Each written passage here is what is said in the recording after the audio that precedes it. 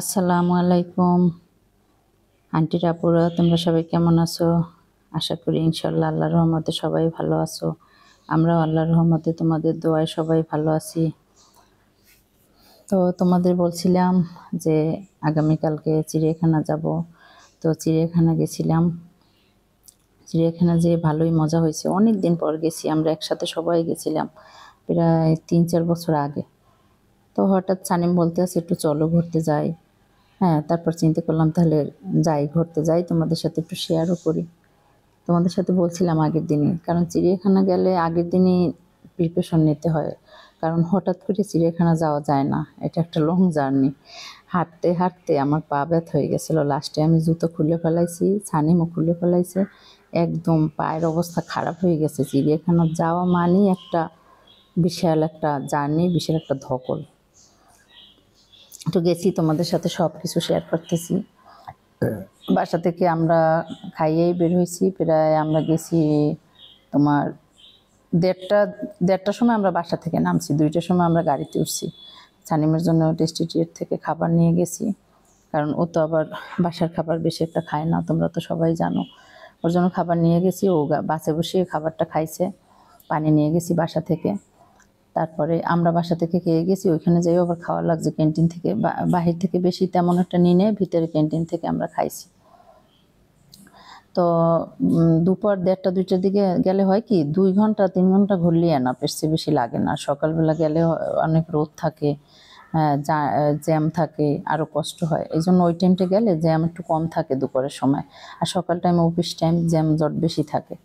এই জন্য আমরা এই টাইমে গেছি, দুপুরে গোসল করিয়া খাওয়া দাওয়া করে গেছি। তাহলে দেখা গেল খাবারটা নিয়ে যাওয়া লাগলো না, নাইলে তো খাবারটা আবার রান্না করিয়া বিরিয়ানি নিয়ে যাওয়া। আমরা আগের একবার যখন গেছি তখন বিরিয়ানি রান্না করে নিয়ে গেছি, তারপরে ঝুড়ি নিয়ে গেছি, তারপরে টাস্কেটের ভিতরে তোমার নিয়ে গেছি খাবার, তারপরে বিছনার চাদর, এগুলো সব নিয়ে গেছিলাম। আমরা একসাথে সবাই গেছিলাম, মজা হয়েছে। তখন রান্না বান্না করে নিয়ে গেলে হয় কি, এই তোমার বিছানার চাদর নিয়ে গেলে দেখা গেল বিছিয়ে গোল দিয়ে সবাই খাইলে পিকনিকের মতো লাগে। আর চিড়িয়াখানায় কিন্তু ম্যাক্সিমাম মানুষ এরকম করে। তো আমরা মানুষ 3 জন, এই জন্য আমি আর তোমার আঙ্কেল খাইয়ে গেছি বাসা থেকে। সানিমের জন্য টেস্টি ট্রিট থেকে ও একটা ইরানি রোল নিছে, ওইটা আবার খাইছে গাড়িতে বসে। তারপরে ওই যাইয়েই দেখি লেবুর শরবত এত সুন্দর করে সাজাই রাখছে, আমার কাছে খুব ভালো লাগছে সাজানোটা। তোমাদের সাথে একটু ভিডিও নিলাম। সানিম আবার এখান থেকে লেবুর শরবত খাইছে, আমারে খাইতে দেন, ওর আব্বুরে খাওয়াই দিয়েছে, কারণ আমার যে একটু ডায়াবেটিস, ওইটার ভিতরে হালকা একটু চিনি দেওয়া। আমার অনেক শাসন করে সানিম, জানো। তারপরে তোমাদের সাথে আন্টির আপুরা এই কিছু একটু কথা শেয়ার করব। সেটা হইলো আমি একটা কাজ করছি, সেটা তোমার সাথে বলবো আমি। এই যে সাইবার ক্যাম্পে কিছু ফেক আইডি দিয়ে আমাকে কমেন্ট করে। আমি কিন্তু এর আগের বারও যখন আমার নামে 2টা খারাপ কমেন্ট আসছিল, তার আগেও আমার নিয়ে টুকিটাকি খারাপ কমেন্ট করছে, ভালো কমেন্ট বেশি করছে। খারাপ কমেন্টগুলো আমি অতটা গুরুত্ব দিই না, কখনো আমি ওইটার অ্যান্সারও দিই না, যে উল্টোপাল্টা একটা কথা বলছি, কখনোই না। এখনও আমাকে একটা খারাপ কমেন্ট করলে আমি ভালোভাবে কথা বলি, আন্টি বললে কথা বলি, সম্মান দিয়ে আমি উত্তর দিই। যাই হোক, আমি কোনো গুরুত্ব দিই না। যখন খারাপ 2টা কমেন্ট করছে, ওই কমেন্ট 2টার নামে আমি কিন্তু জিডি করছি থানায়। জিডিটা কিন্তু আমার কাছে আছে, সেটা কিন্তু তোমাদের কাছে ভিডিও আছে। তখন মানে সাইবার ক্রাইমে ওইটা নিয়ে মামলা করার কথা। তারা বলছে যে এরপর এই ধরনের কোনো কমেন্ট যদি আবারও করে, হ্যাঁ, তাহলে আপনি মামলা করে দিয়েন। তারপরে ওই ধরনের কমেন্ট আর করে না, এই জন্য আমি মামলাটা সাইবার ক্রাইমে করি নাই। সাইবার ক্রাইমে মামলা করলে কিন্তু এটা 25 লাখ টাকা জরিমানা প্লাস 7 বছরও জেল হইতে পারে। মানুষের ব্যক্তিগত বিষয় নিয়ে ফেসবুকে বলা, ভিডিও বানানো, বা কোনো একজনের অনুমতি ছাড়া ছবিও ছাড়া যাবে না, তারপরে তো এত কিছু করা। তো আমরা তো আর কোনো মানুষের ক্ষতি করি না। আমাদের ব্যক্তিগত কোনো বিষয় সত্যি হোক মিথ্যা হোক, এটা আপনাদের কোনো রাইট নেই এটা নিয়ে ভিডিও বানানো, এটা নিয়ে বলা। যার যার ব্যক্তিগত পার্সোনালিটি থাকতেই পারে, বিয়ে হইতে পারে, ডিভোর্স হইতে পারে, মানুষের জীবনে কত কিছু হইতে পারে, প্রত্যেকটা পরিবারই এরকম আছে। কিন্তু কারোরে নিয়ে এইভাবে ফেসবুকে লাইভে এসে ভিডিও বানানো, কারোরে নিয়ে এরকম বাজে বাজে কথা বলা, এটা কোনো নিয়ম নাই। এটা একদম মানে আইনের বাইরের একটা কাজ। হ্যাঁ, এটা কিন্তু আইন আছে এদেশে, অবশ্যই আইন আছে। আপনি এরকম একটা মানুষের সম্মান নষ্ট করবেন, এটা মানহানি মামলা বলে এটাকে। যাই হোক, এটা জিডি আমি করে রাখছি। এটা রাফি, মানে এমডি রাফি না জানি কি নাম, আর একজন ছিল জান্নাত, জান্নাত, হ্যাঁ, এটা ফেক, জান্নাত ফেক আইডি দিয়া কমেন্ট করছিল। মাইশানুর নামে একজন করছিল। এগুলার নামে আমি জিডি করে রাখছি, জিডি কপি এখনও আমার কাছে আছে। এরা বেশি বাড়াবাড়ি করলে আমি একদম মামলা করে দেব। তারপরে এখন বর্তমানে আমাকে সবাই ভালো কমেন্ট করতেছে যে তারা সংসার করছে, যখন আঁখি এসে সুন্দর করে সংসার করছে, যখন আন্টি ভালোবাসছে, তখন আন্টির মতো ভালো মানুষ পৃথিবীতে কেউ নাই। আঁখি কয়েকবার গেছে, তারপর আন্টি নিয়ে আসছে, এটাও তো বলছে, আঁখি নিজের মুখেই তো বলছে, হ্যাঁ নারায়ণগঞ্জ থেকে আম্মুই আনছে, আম্মুর বাসায় আমি ছিলাম। তাহলে তখন তো ওর ছেলেটাকে রাইখে গেছিল, আয়াসকে। তাহলে আমি যদি ওইরকম মানুষই হইতাম যে না, আমি চাই না আঁখি থাকুক, তাহলে আয়াসকে যখন রাখে গেছে তখনই তো আমি আমার মেয়েরে বলতে পারতাম যে এই একটা সুযোগ পাইছি, আয়াসকে রাখে গেছে, তুই ভিডিওতে বললে দে, ওই সবার কাছে খারাপ হয়ে যাবে। আমি তো তাহলে ওরে যাইয়ে নিয়ে আসতাম না, মানে ওরে আমি নিয়ে আসতাম না। তাহলে ওরে আনার জন্য আমি এরকম, নারায়ণগঞ্জ ও যে জায়গায় গেছে তারা দেখছে, ওর সাথে আমি কতবার ফোন দিছি, কতবার কথা বলছি, এবং ওই তো কথা বলছে। তারা অবশ্যই জিজ্ঞেস করছে আম্মুটা কেউ, অবশ্যই আমার কথা বলছে। ওর আব্বু আম্মু আনার চেষ্টা করছে, বলছে না আমি যাব না। তারপর ওর বাবা আমাকে ফোন দিয়েছে যে আপা, একমাত্র আপনার কথা আসতে পারে, আমরা তো কেউই আনতে পারতেছি না।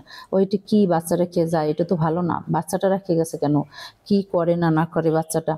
তা এই এই এই ধরনের মন মানসিকতা যদি আমার হইতো, তখন তো আমি ওরে আনতামই না, বলতাম ভিডিও দিয়ে দে, বাচ্চা রেখে গেছে। তাহলে তো সমাজের কাছে ওই খারাপ হয়ে যেত যে ও ছোট্ট একটা বাচ্চা, 2 মাসের একটা বাচ্চা রেখে কিভাবে গেল। তাহলে সেটা তো আমরা তখন করি না।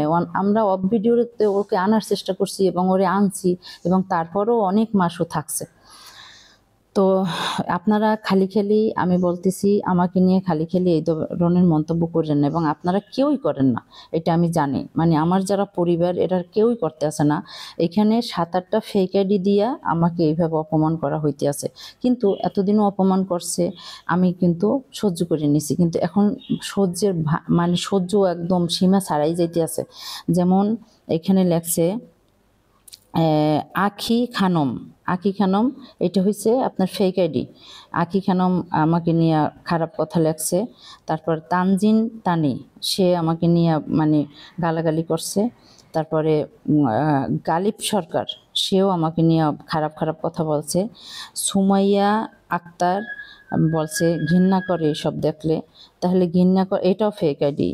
ঘৃণা করলে তাহলে মানে কি বলবো, না না দেখাই ভালো। আমাদের আল্লাহ বানাইছে, এখন আমাদের দেখলে যদি আপনার ঘৃণা করে, তাহলে আপনি দেখেন না। মানুষকে দেখলে ঘৃণা করে, এটা আমি কখনোই শুনি না। যাই হোক, আমরা যদি সেই ঘৃণা মানুষ হয়ে থাকি, তাও তো আল্লাহ বানাইছে আমাদের যদি চেহারা দেখতে এত মানে নিকৃষ্ট হয়ে থাকে, ঘৃণা করে একদম দেখলে, তাহলে আপনি দেখেন না। আপনাকে, আপনার ফ্যামিলি, আপনার পরিবার, আপনার সন্তান, এরা যেন আল্লাহর রহমতে ভালো থাকো, দোয়া করি যেন সবাই ভালো থাকে। তারপর অপেক্ষার প্রহর, সে লেখছে লুচ্চা বেডি। আচ্ছা, আপনি এই যে, এটাও ফেক আইডি, আমি এই সব কয়টা সাইবার ক্রাইমে পাঠিয়ে দিছি। তা এই আমি স্ক্রিনশট দিয়ে বের করিয়া সব কয়টা পাঠিয়ে দিছি ফেক আইডি, এগুলো সব তারা বের করতে পারে। লেখছে লুচ্চা বেডি। আচ্ছা, আমি বুঝলাম না, আপনারা কি কখনো আমাকে কোনো কিছু দেখছেন নিজের চোখে? আপনি এই যে কথাটা এসে লেখলেন, আপনি ফেক আইডি দিয়ে লেখছেন, আপনি কি মানে আমি আন্দাজে কোনো কিছুই বলবো না যে আপনি কে, এটা আমি জানি না আপনি কে। ফেক আইডি দিয়ে করছেন, আপনি কে এটা আইন বুঝবে। আমি আইনের কাছে এইগুলো সব কিছু পাঠাই দিছি, আইনে বুঝবে। তারপরে প্রিয়ার আম্মু, প্রিয়ার আম্মু, মানে এও আমাকে নিয়ে বাজে কথা বলছে। ফাইজা আর এস প্রিয়া, মানে এরা আমার নিয়ে বাজে কথা বলছে যে আপনার মেয়ের তো বাচ্চা হবে, এখন কি আপনিও প্রেগনেন্ট? আমি বুঝলাম না এগুলো লেখে আপনারা কি শান্তি পান জানি না। এগুলো সবই ফেক আইডি, একটা পাইছি শুধু অরিজিনাল আইডি, সেই আপুটাকে নিয়ে আমি কথা বলতেছি। তারপর সাহারানের আম্মু, এটা জুতো দেখাইছে। আচ্ছা, আমি একজন মায়ের বয়সী মানুষ, এটাও ফেক আইডি, আমি একজন মায়ের বয়সী মানুষ, আপনি আমাকে জুতো দেখাইছেন। আপনার ক্ষমতা আছে, আপনি দেখাইতে পারছেন। আমি এখান থেকে একটা বাজে ছবি পাঠাইও আপনাকে দেখাইতে পারতাম, আমি দেখাই নাই। আমি বলছি যে একটা মানুষকে এইভাবে অসম্মান করা ঠিক না। আপনি জুতো দেখাইতে পারবেন, আপনি আল্লাহর নামও লিখতে পারবেন, আপনি ইচ্ছে করলে এখান থেকে সব কিছুই পারবেন, কিন্তু সেজন্য যা আপনি পারবেন তাই করা উচিত না। আপনার মন মাইন্ড যদি ভালো হইতো, আপনার ভিতর থেকে মানে ভালো কিছু আসতো। আপনার মন মাইন্ড ভিতর থেকে খারাপ, তাই আপনার ভিতর থেকে জুতো আসছে একজনকে দেখানোর জন্য, একজন মায়ের বয়সী মানুষের জন্য আপনার জুতো আসছে। আর আপনার যদি মন মাইন্ড ভালো হইতো, আপনার নিশ্চয়ই জুতো আসতো না, আপনি অবশ্যই ভালো কিছু লিখতে পারতেন, মাশাআল্লাহ লিখতে পারতেন, ভালো কিছু লিখতে পারতেন। যাই হোক, আল্লাহর কাছে বলি আল্লাহ আপনাকে হেদায়েত দান করুক। ফেক আইডি হোক, যে আইডি হোক, আপনি তো একটা মানুষ। যাই হোক, আমি এগুলো সব কিছু সাইবার ক্রাইমে আমি পাঠাই দিছি। হ্যাঁ, তারা এটা বের করবে। তারা বলছে আপনি এগুলা সব ব্লক মারবেন এবং আপনি ডিলিটও করবেন। তারপরে আবারও এরা ফেক আইডি দিয়ে যদি করে, আপনাকে এইরকম লেখা শুরু করে, যে নাম হোক না কেন, ওইগুলো আবার আমাদের কাছে পাঠাবেন। তারপরে আমরা দেখতেছি এটা কে বা কাহারা। তো এই আর একটা লেখছে খালেদা তালুকদার, এই বেটারে ছেড়ে আর এক বেটারে এখন ধরবে, খাটাস মহিলা। এটা মানে আপনি আমাকে ভিডিওতে এরকম কি দেখছেন যে আমি একজনের সাইডে একজনের ধরছি, বা আমার এই ধরনের খারাপ কোনো ভিডিও আছে? আপনি এই যে আমাকে এই কথাটা লিখলেন, এটাও একটা ফেক আইডি লিখলেন। এটা তো মানুষের, আপনি এটা লেখার পরে কতদূর রাজা হয়েছেন এটা আপনি ভালো জানেন, কতদূর আপনি মানে একদম আল্লাহর একটা কাজ করে ফেলাইছেন, এটা আপনি ভালো জানেন। অনেকে আবার আরেকজনে আবার লেখছে, সেটা বলতেছি। তারপরে মার্বেল, একজন লেখছে মার্বেল, ইলিশ মাছের বিষয়টা নিয়ে বলছে, জামাই ইলিশ মাছ পাঠাইছে, সেটা খাইতে তো খুব মজা লাগে, খাচ্চর মহিলা, লোভী মহিলা, নির্লজ্জ মহিলা। আচ্ছা, আমার মেয়ে ইনকাম করতেছে, জামাই না। আমার মেয়ে ইনকাম করে, আমার মেয়ের শ্বশুর শাশুড়িকে নিয়ে খায়, বাসার সবাইকে নিয়ে খাইতেছে। এতদিন আখির আব্বু আম্মুকেও দিছে, আমাকেও হেল্প করছে। এখন আমার মেয়ে, আমি গর্বে নিছি, আমি বড় করছি, আমি ওরে লেখাপড়া করাইছি, আমি ওর ছোট্ট সময় ওকে নিয়ে আমি আমার এই হাজব্যান্ডের সাথে আমার দ্বিতীয়বার বিয়ে হয়েছে। তা সে ওকে ছোটোবেলা থেকে লালন পালন করে এত বড় করছে, সে ওকে লেখাপড়া করাইছে, ও অনার্সে পড়ছে, এখনও পড়াশুনো করে না, জানি না পরীক্ষা দেবে কিনা, এখন তো অসুস্থ। লেখাপড়া করাইছি, ও শাইন ক্যাডেট স্কুলে পড়ছে, ওকে গাড়িতে করে নিয়ে গেছে, ভালো দুইটা মাস্টার রেখে দিছি ওরে, মাসে ওর মাস্টারের বিলও ভালো ছিল। তো এই যে মানে ওকে আমি এত বড় করছি, ও প্রিভিয়াস লাইফে 8 বছর সংসার করছে, ওর পিছনে আমার অনেক টাকা খরচ হয়েছে, অনেক। তাহলে এই এত কিছু করে টরে বড় করছি, মানুষ করছি আমি একাধিকভাবে, অনেকবার আমি গয়নাগাটি বানাইছি, 22 ক্যারেটের স্বর্ণ আমি কিনে আনছি, আমি বা তোমার আঙ্কেল দিছে, আমি বানাইছি।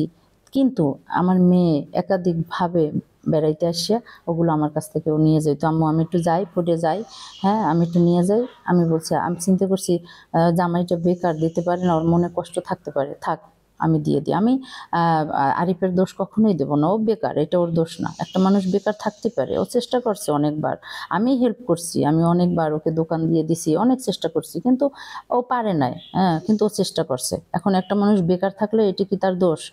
এই জন্য হয়তো বা ওরে এগুলো দিতে পারে নাই, এই জন্য আমি দিছি। আচ্ছা, নিয়ে গেছে, যতবার নিয়ে গেছে, ওরে অনেকবার আমি ফার্নিচার কিনে দিছি, অনেকবার আমি বাসা নিয়ে দিছি। তাহলে ও তো তখন বলছে যে আম্মু তোমার কাছ থেকে আমি এরকম আসে আলমারি থেকে শাড়ি নিয়ে যাই, বোরকা নিয়ে যাই, ড্রেস নিয়ে যাই, গয়নাগাটি নিয়ে যাই, তুমি তো একজন মা, তুমি আশা করে এগুলো বানাও, আর আমারও তো আশা হয় এগুলো পরার জন্য, আমি নিয়ে যাই, তোমার কষ্ট লাগে না? আমি বলি না, কষ্ট লাগে না, তুই নেও, তুই পড়ো, এটি আমার শান্তি, এটি একটা মায়ের কাছে, এটি একটা শান্তি যে আমার সন্তান আমার কিছু নেয়, ও পড়তে আছে, ও তো খুশি হইতে আছে, আমারটা যায় যাক, ও তো খুশি, এটি একটা মায়ের কাছে শান্তি। এটা তুই বুঝবি না, তুই যেদিন মা হবে সেদিন বুঝবি। আচ্ছা, ও তখন বলছে আম্মু আল্লাহ যদি আমাকে কোনোদিন কোনো ইনকাম দেয়, আমি যদি নিজে কোনো দিন, আমি তো লেখাপড়া করতেছি, আমি যদি কোনো জব করি বা আমি কিছু একটা যদি করি কোনো দিন, আম্মু আমি কিন্তু তোমাকে সব কিছু দেবো, তুমি তোমার সব কিছু আমি বারবার নিয়ে যাই, তুমি আমার কত কষ্ট করে বড় করছো, তুমি আমার নিয়ে কত কষ্ট করছো, আব্বু যাতে আমাকে অনেক ভালোবাসে, তুমি কত চেষ্টা করো, আর আব্বু একটা ভালো মানুষ, সেই জন্য আমাকে এত ভালোবাসে। তো এত কিছু করার পরে ওর মনে সবসময় কষ্ট যে আমি যদি কোনো দিন কিছু করি আমার আম্মুকে আমি দেব। তা ও ইনকাম কইরা ও যদি আমার একটা কিছু দেয়, তাহলে এইটা মানে এটাও আপনারা বলতেছেন এটা নাকি একটা নির্লজ্জের মহিলার মতো আমি কাজ করি, আমার লজ্জা নাই, আমি ভিডিও বানাই, আমার মেয়ে পাঠায়, মেয়ে এটা দেয়। এটা কেমন কথা? আপনাদের কি সন্তান নাই? আপনাদের কি মেয়ে নাই? মেয়ে যদি একটা চাকরি করে বা একটা বা ব্যবসা করে, মেয়ে যদি কিছু করে, তাহলে সেই টাকা থেকে কি মাকে দেওয়ার মতো তার কোনো অধিকার থাকে না? আর সেই মাকে যদি কিছু একটা দেয়, মা অসহায় কিংবা মা ভালো আছে, এটা তো দেখার বিষয় না। একজন আবার বলে আপনার তো হাজব্যান্ড বাহিরে থাকে, আপনি তো অনেক বড়লোক ফ্যামিলির মেয়ে, আপনি তাহলে আবার জামাইয়ের কাছ থেকে চুরি নিয়েছেন কেন? এইটা আবার কেমন কথা? এই কথাগুলো সব ফেক আইডি দিয়ে আসতেছে। এটা মানে আমার যারা আমাকে ভালোবাসে তারা না। এটা একটা কথা, একজন মানুষকে একজন মানুষ গিফট করবে, গিফট করলে যদি তার থাকে তাহলে তাদেরকে গিফট করা যায় না, আর যদি না থাকে শুধু তাকেই গিফট করা যায়। মা তো মাই হয়, তার যত সম্পদ থাকুক মাকে ইচ্ছেই করবে সন্তানের দিতে। আর মার সন্তানের যত থাকুক মায়েরও ইচ্ছা করবে সন্তানকে দিতে।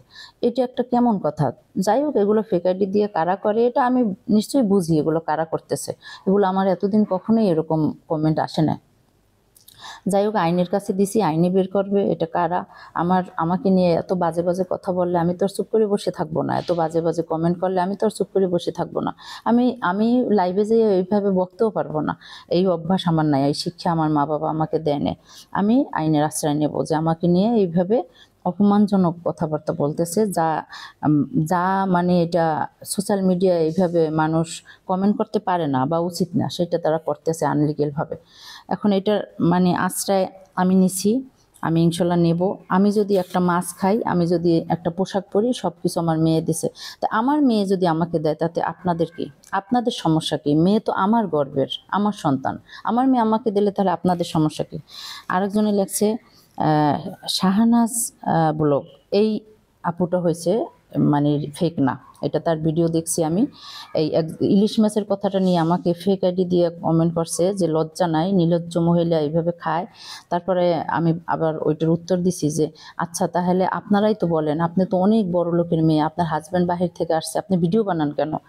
আবার আপনারাই বলতেছেন নির্লজ্জ মহিলা, ছেঁচড়া মহিলা, গরিব, সে আবার জামাই দেয়, ইলিশ মাছ পাঠাইছে আবার খায়, আবার বসে বসে জামাইয়ের বাজার খায়, আবার ভিডিও দেয়। তো আমি তখন বলছি যে তাহলে আমার তো কিছু নাই, এই জন্য বাজার দেয়, আমাকে সব কিছু দেয়, তাহলে তো আমি ভিডিও বানাই, ঠিকই আছে। তাহলে আবার ওই কথা বলেন কেন যে আপনি বড় লোক, ভালো আছেন? তো বড় লোক ভালো থাকলে আবার জামাইয়ের কাছ থেকে কেন বাজার নেব? তাহলে আপনারা একই মুখে কয় কথা বলেন? সেইটার নিচে এই শাহানাজ আপু, সে একজন ভদ্রমহিলা, সে মাস্ক পরিয়ে হিজাব পরে ভিডিও বানায়। আমি দেখছি তার ভিডিও কয়েকটা, সে তার বাড়ি আছে, সে ছাদের উপরে একদম বাগান টাগান বানাইছে, তার বাড়ি আছে, সে ভিডিও বানাইতেছে। আচ্ছা আপু, আপনার তো বাড়ি আছে, আমার তো বাড়িও নাই। আপনার বাড়ি আছে, আমার বাড়িও নাই। আপনার বাড়ি আছে, তারপরেও তো আপনি মনে করেন ভিডিও বানাইতেছেন, তাতে কোনো দোষ নাই। কিন্তু আমাকে আমার মেয়ে বাজার দেয়, সেজন্য আমি কেন ভিডিও বানাই, সেজন্য আমার দোষ। আপনি উঠে বললেন কি অসংখ্য ধন্যবাদ এই সত্য কথাটা বলার জন্য, মানে যে আমাকে অপমান করছে তার নিচে আপনি লেখছেন যে সত্য কথাটা বলার জন্য অসংখ্য ধন্যবাদ। আপনি ঠিকই লেখছেন, হ্যাঁ। এই কথাটা আপনার লেখাটা কি ঠিক হয়েছে? আপনার তো একটা বাড়ি আছে, তারপরেও তো আপনি ভিডিও বানাইতেছেন।